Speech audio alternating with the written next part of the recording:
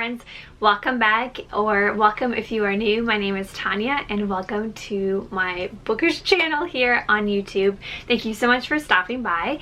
And in today's video I'm going to be reviewing an art copy of a book that I received. So it's a new release that's coming out in the new year, and something that I've wanted to do. If you saw my latest video about my reading goals for the new year, is I'd like to try to kind of do maybe these individual videos of arcs that I've received, just because I think it kind of helps me to be a little bit accountable for reading the books, but also let you know as readers about possible new content of books that is coming out in the new year, you know, upcoming in the next few months. And I just thought it was a really great way to kind of have those individual little videos. Let me know if you guys enjoy that. I think the arcs can get kind of lost in all the other books I read, and I just want to kind of do my diligence for the authors as well, and just to let you guys know whether I did enjoy these or not. And so I will always be honest about my reviews if it's something that I liked or didn't like. Yeah, so let's get into this. I would also ask if you could take a moment to subscribe down below. It doesn't cost you anything, but it means a lot to me. So I'm hopefully trying to grow this channel slowly. So if you are interested in supporting a small booktuber, please take a minute to subscribe. Again, it would mean a lot. I do also have my other kind of lifestyle or mom channel, I don't know, simple living channel. If you'd like to check it out, I'll have it linked as well. And that's a different channel from this. But thank you again so much for any of you watching, subscribing, or anything at all. It really does mean a lot to me. So let's get into today's video. Today I'm going to be reviewing the book Some Like It, Scot, and I'll have it up on the screen for you because I received it as an ebook arc, so I don't have the physical copy, but I got the art copy from the author Pepper Basham and NetGalley, so thank you so much to you guys for giving it to me. I will also include my Goodreads down below if you'd like to read it, because I'll be talking about some of those things today. So overall, I was just really excited to get an art copy. I thought this seemed really cute. I do enjoy romances, if you don't know that about me, but I am trying to read all kinds of genres, but I think romance is my favorite, one of my favorites for sure. And I have never read anything by Pepper Basham. I've seen some of her books. I have actually recently purchased some of her books. They're in my physical TBR, so I was curious to try this out. And this book, like I said, this is my first one that I'm actually read through, and I was pleasantly surprised. I ended up rating this series, I believe, like 4.5. I would say probably even a 5-star, but like 4.5 for sure. I really liked it. I was pleasantly surprised. So this is, like I said, a romance. I would also say it's kind of like maybe a rom-com in a way, but I would say it's more so than that, but it would be in the genre of rom-com. It comes out, I believe, in April of 2025, and it's a little over 350 pages, if I'm not mistaken. So just kind of some little stats for you. Now, this follows the story of Katie and Graham, I think that's how I've been saying it. So I'm going to say Katie and Graham, and it takes place in Scotland for the majority, so thus the name Some Like It, Scot. I think that's really cute, kind of play on Some Like It Hot, right? And it is also, just a preface, this is a clean romance, so there's no spice in it. Just, you know, for anyone who wants to know. And yeah, so I totally went into it blind. And it follows Katie and Graham, and Katie is a travel writer, so she has like an Instagram and blog and things, and she is kind of just a very like almost like clumsy, or she gets herself into things, and so her account or moniker is Miss Adventure, like MISS Adventure, because she just gets into crazy things, and that kind of, so basically she's like a content creator in regards to traveling, things like that, and she's just like a fun, silly person and just loves seeing the world and telling people stories, and just, you know, whatever she finds out, she loves sharing it with her viewers. And she's actually pretty successful because, again, this is her full-time job. She's writing for it and things like that and creating content. So that is her. And in the story, her latest story is she ends up going and getting this assignment to go to Scotland. And there's basically kind of like, if any of you have ever seen Austenland, the movie, which if you haven't, please see it. It's one of my favorite movies. It's basically like there is this mansion that is an immersive experience of like the Edwardian experience. So like Edwardian airtime era, and so you would like dress up in costumes, and you basically like you live in that time period. And so she gets assigned to go to this manor and basically be there for 3 weeks in this immersive experience. and to tell people about it, right? To kind of create hype, to give them publicity, to share about it. And so just that whole premise is very interesting. I really enjoyed it. It kind of made me think of, again, Austen Land, a little bit of like Downton Abbey, those kinds of feelings of like, I feel like I myself would love to go to that kind of thing, you know, like dress up in old timey clothes and like just the whole thing. It was really fun.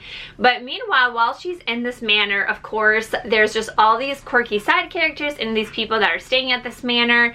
And there she meets Graham. And so he is a little bit of just kind of like this grumpy, it's a little bit of grumpy sunshine, not super extreme, but he's a little bit grumpy, kind of surly Scot who lives there. So that's in his hometown.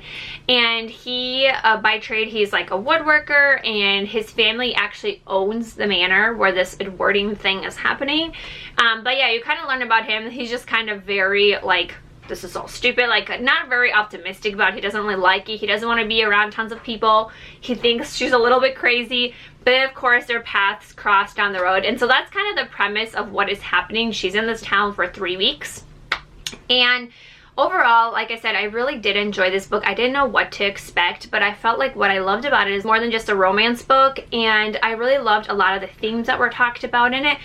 One of the things that was my favorite theme was just the idea of home and who or what like home is to you, because Katie, like I said, she's a travel author and, you know, content creator, so she's all over the world and she gets to see these amazing things, but she's struggling with this idea of what home is to her and where she really feels like home, because her idea of like traditional home, like where she is from, she kind of has a difficult past, and so it's hard for her to relate to it. And so I think if you like that concept and that theme, there was some really great quotes that I really enjoyed about it, and I just thought it was a very interesting concept that I personally could relate to as well. And just discussing that home isn't always exactly where you physically come from, but you know, where you feel safe and where you feel at peace and who you are with.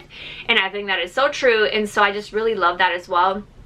Also, there are themes of grief as well, because both of the characters, Katie and Graham, are going through difficult things. Graham is dealing with a loss of someone that was very important to him, and so is Katie, with a loss of her grandparents and just things there, but also some challenges in her childhood as well as another loss that occurred. So there definitely are those themes of grief, just also be aware, but I think they were done really well. And what I liked also is that the author did a great job talking about healthy ways to deal with grief, and how like showing healthy dynamics of like Graham's family and how they talk about the person that they loved and lost, and how it can be done in a great way and like a healthy way that you're still processing the grief, but you're also still talking about it and you're remembering that person that you lost. And also kind of showcasing like not great ways and what Katie kind of has gone through in regards to her grief and how her family dealt with it. And just, I think it was interesting to see those two sides. I think it was very important. They just really, I think seeing the juxtaposition between the two sides of grief was really helpful as well. I also have to say, one of my favorite things is if you love puns. I do. I love puns. They're so punny.